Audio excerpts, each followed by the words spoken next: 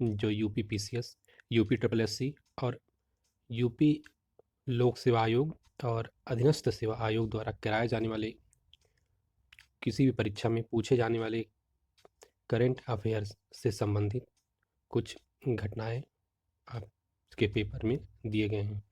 पहली घटना है मेरठ की। मेरठ में जो है मेजर ध्यानचंद खेल विश्वविद्यालय का शिलान्यास किया गया, जो पीसीएस के लिए बहुत महत्वपूर्ण घटना है। तो इसमें आप लोग को ध्यान रखना है 3 चीज़ें।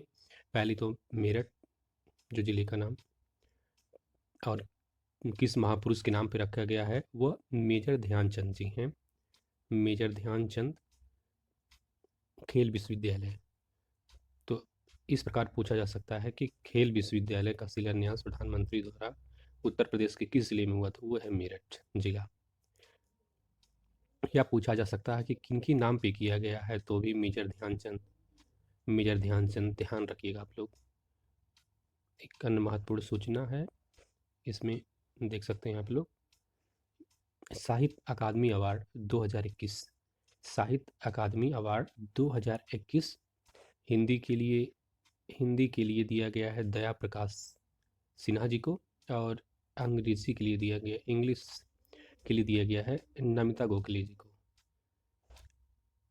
ये उत्तर प्रदेश लोक सेवा और अधीनस्थ सेवा द्वारा कोई परीक्षा कराया जाएगा, इसमें महत्वपूर्ण दोनों व्यक्ति हैं, दया प्रकाश सिन्हा जी हिंदी के लिए, और अंग्रेजी के लिए नमिता गोखले जी को पुरस्कार दिया गया है।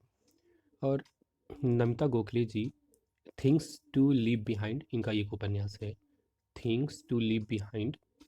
और दया प्रकाश सिन्हा जी का सम्राट अशोक।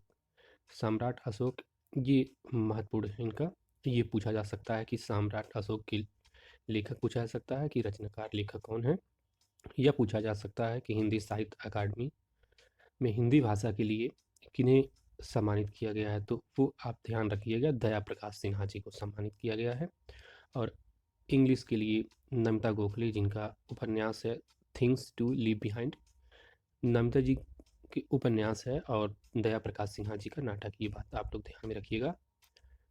एक अन्य महत्वपूर्ण सूचना इसमें है, बीजिंग में जो शीतकालिक ओलंपिक का आयोजन जो किया जाएगा, उसमें कश्मीर के आरिफ ने 2 अलग अलग प्रतिस्पर्धा में क्वालिफाई करने वाले पहले भारतीय बन गए हैं। ये पहले भारतीय हैं, आप ध्यान रखिएगा इस चीज़ को। ये जम्मू कश्मीर के हैं और अल्पाइन स्कीपर आरिफ खान है, जो बीजिंग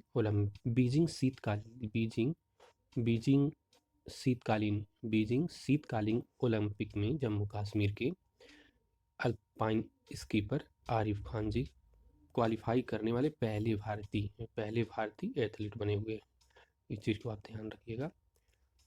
अन्य महत्वपूर्ण सूचना हमारा, भारतीय मूल के